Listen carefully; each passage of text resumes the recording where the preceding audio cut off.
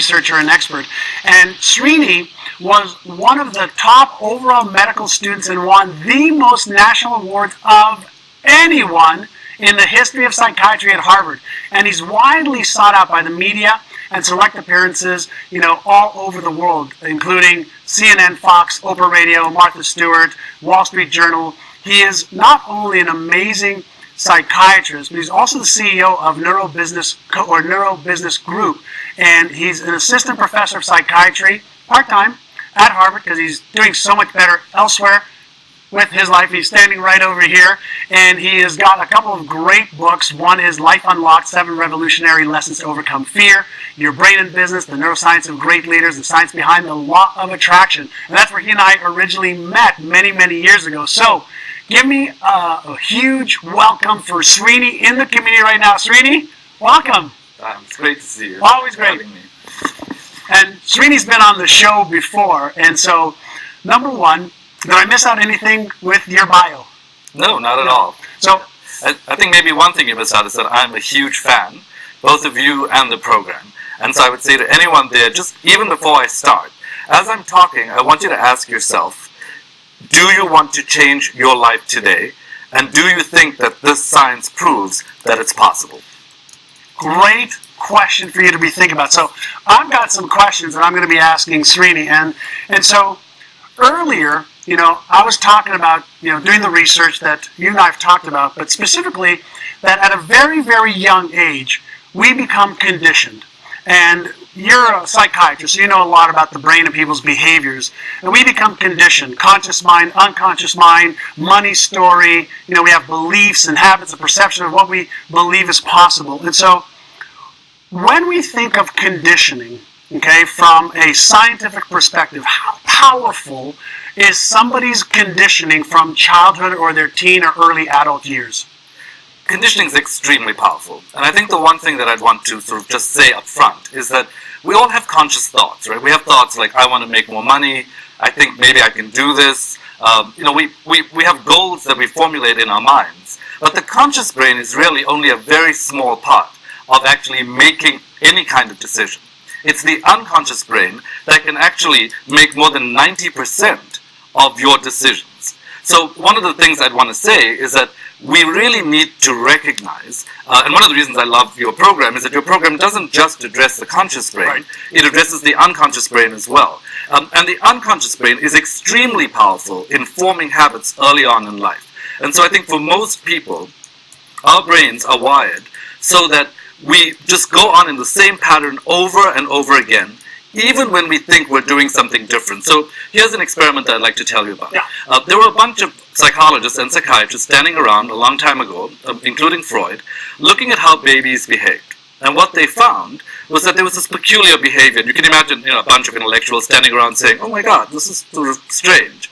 And so they looked at babies and they saw babies in their cots. And they had toys with them. And what the babies did was they threw the toys out, which most people would say, oh, it's just a baby. But if you think about it, it is a strange behavior. You have something and you are deliberately throwing it away. And so when they looked at that, they thought, okay, this is a bit strange. And then the baby started crying. And so they thought, well, okay, this is even stranger. First of all, the baby made a decision to throw the toy out, and then the baby starts crying. And so the mother brings the toy back, and then the baby gets really happy, and it's like, yeah, I have my toy back. And then the moment the mother turns around again, the baby throws the toy out again. And so they started saying, what is this strange behavior? Why is it that human beings could be wired to throw away the very things that they want, cry about it, and then do that over and over again? Great. It's insanity, right? It really is insanity. But if you think about that, in our adult lives, we often get caught in that very same predicament. And so one of the leading theories about this is that the reason we keep on failing and the reason we keep on not taking action is that we would rather master disappointment than seek fulfillment. Oh, hold on a second. Repeat that. We would rather master disappointment than seek fulfillment. That's right. Wow, that is so powerful. Well, that is powerful, and it's a very destructive habit. A lot of people actually don't recognize that when they make choices not to change, they want to keep themselves stuck so they can get really good at the fact that their lives suck. which is really not the way we want to be in the world. What we want to do in the world is really change the brain's attentional flashlight, take it off from trying to just, survive, and take it to thriving. I love that. So here's a question, to ask yourself right now as you're watching. Are you, whether it's consciously, probably not, but are you unconsciously mastering disappointment? Because then you have the self-esteem that I'm at least good at that.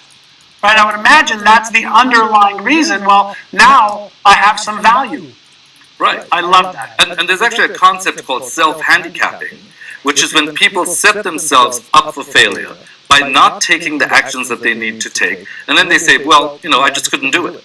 And so what I loved about what you said earlier on was that it's important not just to be interested, but to be committed. Because I think commitment is the first step that you've got to take to reverse these brain-based habits. I love that. And so I wanted to ask you, what have you found, and you work with major businesses around the world, with individuals, what have you found in working with individuals are a few of the key factors that is holding them back from not just the financial freedom, but the choice freedom, emotional freedom, and the time freedom that they ultimately want? Well, I think there are a number of different factors. I think the number one factor is fear.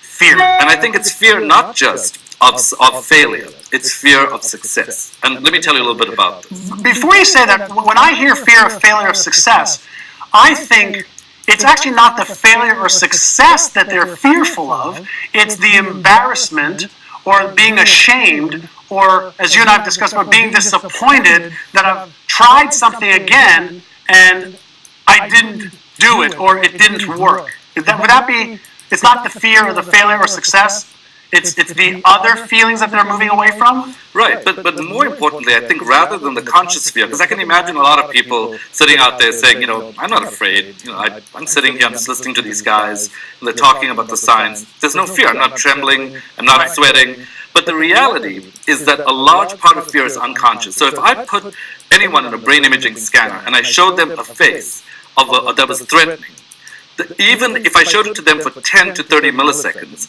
they would have no idea that they had seen the face. Milliseconds. Yeah. They would have no idea that they had seen the face. But the brain's anxiety center, the amygdala, would actually start blinking and would actually start activating.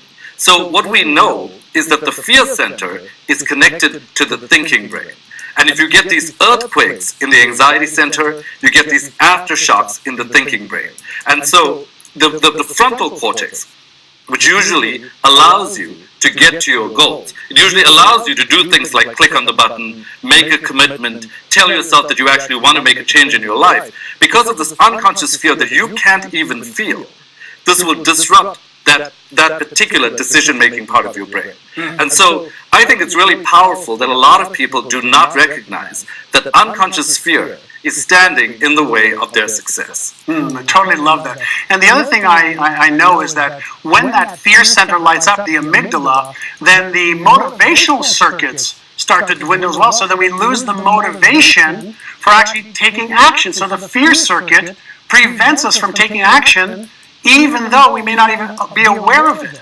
Right, and it can also diminish your action, because I'm sure a lot of people are saying, oh, come on, I go to work every day, I make a decent living. My question is, are you living into your greatest possibility? And possibility to me is not just some kind of soft variable. There was a great experiment that was actually done where they gave people a cream that was neutral. So it was placebo. It had absolutely no active effect. They labeled one tube lidocaine, which relieves pain. They labeled the other tube capsaicin, which is the active ingredient in chili. And then the third tube they labeled neutral. And what they found was that even though it was all the same cream, if you believed that pain relief was going to happen, you actually felt pain relief. If you believed that this was going to sting, you felt the sting.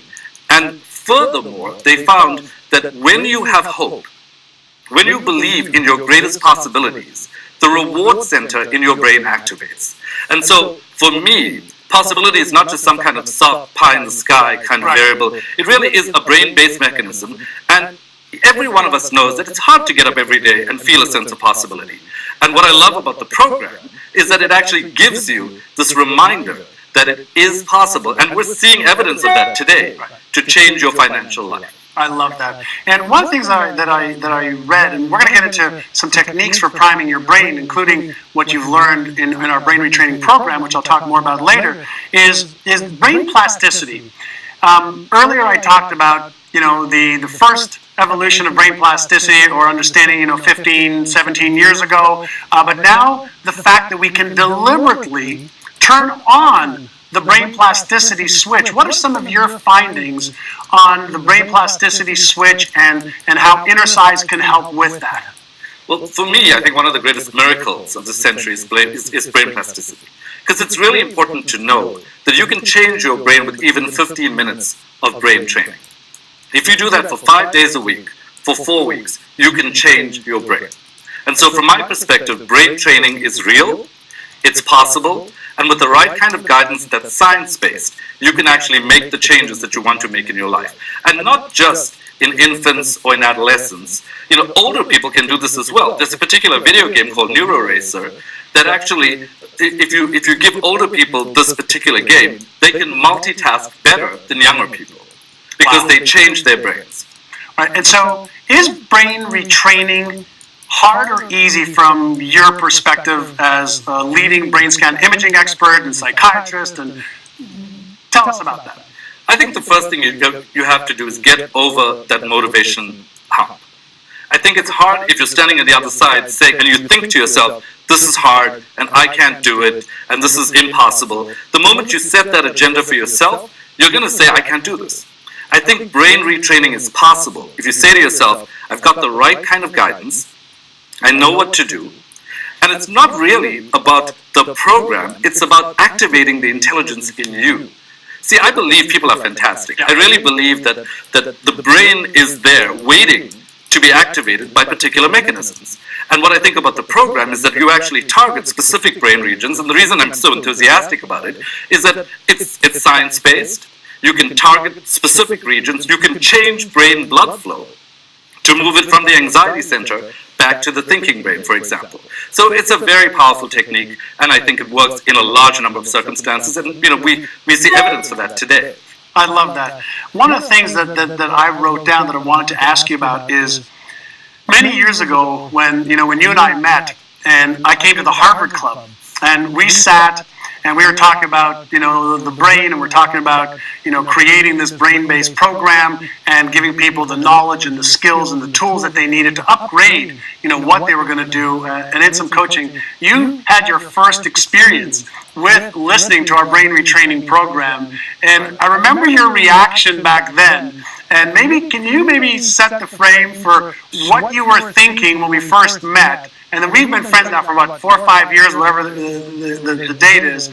But what did you think back then, and what do you think now with all of the improvements that we've made in the last 4 or 5 years? Well, it was really humbling, because what happened was, I'd known about John. I thought it would be really cool. I knew you were enthusiastic about changing brains, and we were doing some very specific things that were cognitively related. And so I thought, that's cool. And then you said, well, I want you to hear something, because this can actually make you feel very, very different. It can reset your brain, increase your level of calmness, take away your stress. And I was like, yeah, right. Okay, this is John Asraf coming with his secret attraction, don't really know what this is stuff. And so I didn't say that. I was like, well, I'm a scientist, so why don't I try it? If it works, I'll tell you it works. If it doesn't work, I'll say, it's just not working. And I really remember that moment, because it was such a humbling moment for me. Because I came, with this whole sort of Harvard idea of, why would, I actually want to back up this technique. I'm not sure if it works. And you had me listen to it, not even within 30 seconds. I felt completely different. My stress level went from here to here. The level of clarity was so much greater, and I really had, I think, an experiential understanding of all the things I had been teaching people for many years, which is that you don't have to go the long route. You don't have to take the hard way. You don't have to go years and years and years of psychotherapy. If there's something, and even with the psychotherapy, if there's something that can actually change your mind state in such a short period of time. So I'm a huge fan, and I'm biased because I tried it and I loved it. I love it. So let's talk about priming your brain for success, because you may remember, everybody, when Alan Brown, had me write my goals down. That was the first part of using my imagination and my deductive reasoning to choose what I wanted to and then to imagine it. Then he had me, go over my goals with my fingers, and he had me, listening to my beliefs and habits. That was the early, old, antiquated way of doing this, all right, many, many years ago. And so, what are some of the ways, all right, if you get closer and look at that camera, what are some of the ways, you're staying so far from me, it's like, he's so far. What are some of the ways that people can prime their brain? I gave them a couple of exercises to get clear on what it is that you want, and that's exercise, number one, clarity is key. So, number one, maybe, why is clarity so key as a place to start? And then maybe we can talk about one or two other ways to prime their brains. Sure. So clarity, I think, is incredibly important. It gives you the ability to be agile. There are lots of studies in businesses that show that clarity is one of the key factors in being able to be flexible in a volatile world. So from a brain perspective, clarity means that you can give instructions to your brain to actually change the brain blood flow. And you can do this, and again, I really think that this has a lot to do with all of these 5-step type techniques. You can do them, but you really have to give yourself to that exercise. It's about the brilliance in you. It's not about the exercise. Right. And so, in terms of what you can do, I mean, there are a number of things. So here's tip number one. There's a theory called ironic process theory. And with ironic process theory, Daniel Wegner has actually studied this for many years. What he found is that when you frame your goals, if you use the word not, under stress, your brain will do the exact opposite of what you want it to do. So say you say, I must not spend money when I go shopping. You go shopping, the next thing you know, you're going to be spending all that money on the shoes that you didn't actually need. So one of the things that we know is that, and we've seen this in a number of different contexts. So for example, in soccer players, if you attach eye tracking devices to their eyes, and if they say, do not kick the ball to the right, their eyes go to the right immediately. So that's a very simple tip, because what I would say to you is, if you could take out a piece of paper and a pen and ask yourself, what are the 3 negatively framed goals in your life, things that you are telling yourself not to do? So write that down right now. And what I'd love you to do is, in the column next to that, reframe that without the not. So if you're saying, I am not going to spend money, or if you're saying, I'm not going to do X, Y, or Z, I want you to say what you are going to do, so you can take yourself to the next level. So that's tip number one. So that's one of the things I love, and one of the things we teach in the program is how to reframe the way you're looking at things, whether it's your language patterns, whether it's your emotional patterns, and your behavioral patterns. And later on, we'll be talking with Dr. David Kruger as well on the money story. This part of what Srini's talking about is the money story you're telling yourself is showing up in your life. And so reframing your old language, emotional, and behavioral patterns is one of the key ingredients for getting you to the next level, and that's what this program does for you. Yeah, and for me, I think one of my favorite tips is, I used to run the anxiety service at Harvard, and so people would say, how can I change my brain blood flow so that blood goes away from the anxiety center back to the frontal cortex? And so I have a 5-step process that I teach people. Each of them sounds really simple, but it's based on a ton of research, and it's very simple to do right now. So again, if you take out a piece of paper and get ready and ask yourself, what is one thing that you are super anxious about right now?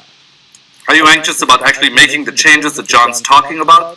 Are you anxious about where the next dollar is going to come from? How are you going to be paying your next bill? And then what I'd like you to do is write down CIRCA, C-I-R-C-A. And this is what each letter stands for. The first C stands for chunking. What am I going to do in the next 24 hours? As you said, people have 24 hours to make up their minds about whether they want to take action. So if you chunk this out, you say, what am I going to do in the next 24 hours? What am I going to do in the next day and in the next week? The I is for ignore mental chatter, which is mindfulness. Ignore mental chatter. Ignore mental chatter. That's right. It's mindfulness, and we have a ton of research that now shows that if you just ignore mental chatter and place your brain's attentional flashlight on your breath and don't listen to the stories you tell yourself, you can actually decrease your anxiety. You will switch off the anxiety in your brain and increase your creativity. And this can even change your genes. So it's really powerful. Then there's reality check, which is really all about this too shall pass. Because when you're freaked out, you generally think, oh my God, this is going to really get me. So you've got to say this too shall pass to your brain. And this is all about self-talk, because self-talk can change your brain. The fourth thing is control check, which is the serenity prayer. Are there 3 things in your life that you are trying to control that you are not in control of? And then the A is attention shift, which is how can I shift my attentional flashlight from the problem to the solution? All right, that's circa. And that's circa, it's a 5-step process, so please just briefly do this with yourselves right now. Try it out, because I tried this out with thousands of people in corporations, and you'll see within 10 minutes, you will feel differently.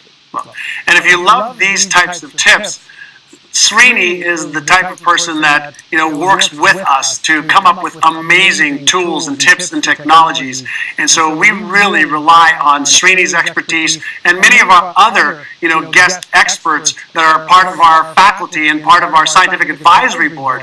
And so one of the things I'd like to have you maybe address with people, there are people that are sitting there right now thinking, I'm not sure if this is the right thing for me, or they have fear or they have doubts around, will this work for me? And I just want to remind everybody, there's 3 parts to our program. Number 1 is retraining your brain, and we use the latest evidence-based methodologies and techniques and tools, for you to retrain your brain. All it takes is about 30 minutes a day, and there's 12 different levels for the brain retraining to do exactly what Srini just talked about, plus some other things. And then we're going to upgrade your knowledge and skills so that you have more mental and emotional mastery, and we're going to give you coaching, not just for 6 months, for a full year. And we've given you the most amazing investment opportunity to buy it at the lowest possible price. So I want you to understand it's all 3 components. It's an immersive program. So for somebody who is, concerned, or somebody who doesn't get it right now, and they may be afraid, what do you recommend? You've seen the program. We've talked about your experience of just with the brain retraining part of it. Somebody who's feeling that uncertainty or fear, what do you recommend that they do to check in and then take action? I actually believe life is about having fun and doing a lot of amazing things. Yeah. And you know that. So, and he loves to have fun. I do. So I really believe that you live, you die, and you do something in between.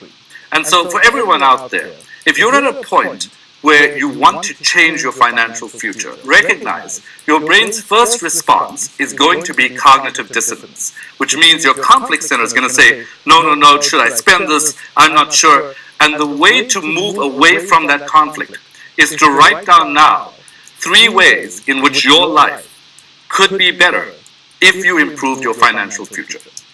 Because if you write this down, what it does is it actually causes what we call spreading of alternatives. Your brain, in its commitment center, becomes more committed. The reason you're not taking action is that your conflict center is creating all this noise in your brain. I mean, seriously, the only reason not to take action in this program is if you are satisfied financially.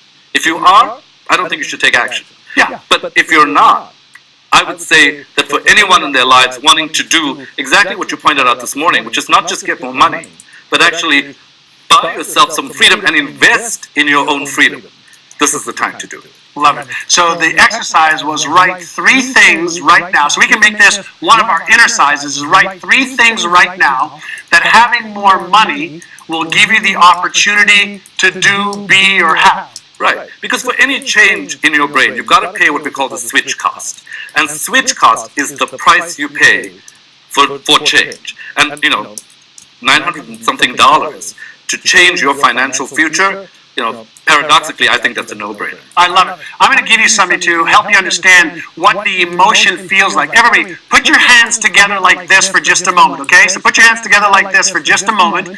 I'm going to have you feel something right now, okay? I hope you're doing this. Now just put your hands the way you normally would with whatever pinky you normally have, okay, on the outside. Whatever's comfortable for you, put it over there, okay?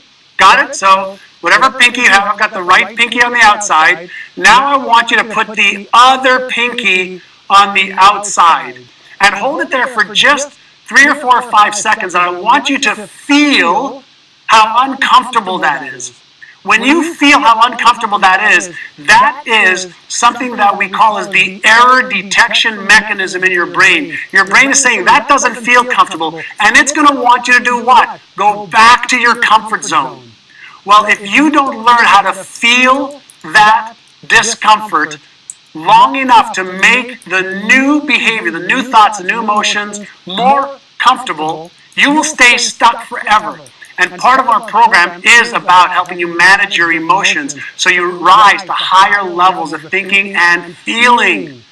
And so you have to be willing to pay the switch cost.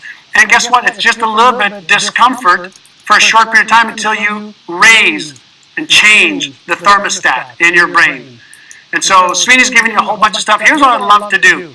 I would love every one of you to write one thing. Okay, let's just forget about the three, but write one thing, like we did earlier, of what you will do with more income, more time, or more choices. So write what you will do right now, okay? So what I would like to do is make sure that we give Srini a big hug. I'm going to give him a big hug on your behalf and thank him because he is absolutely brilliant. I love working with him, love being friends with him. We have amazing times together, and hopefully you'll get a chance to meet him in person one day as well and know his exuberance and love for helping human beings achieve their potential. And so I'm going to give him a hug, and I'm going to say congratulations to a whole bunch of people, and we're going to go to another little buffer videos. Thank you, Srini. Thank you, John. Absolutely amazing, amazing, amazing. So what I would like to do is, number one, welcome all of the smart people who are ready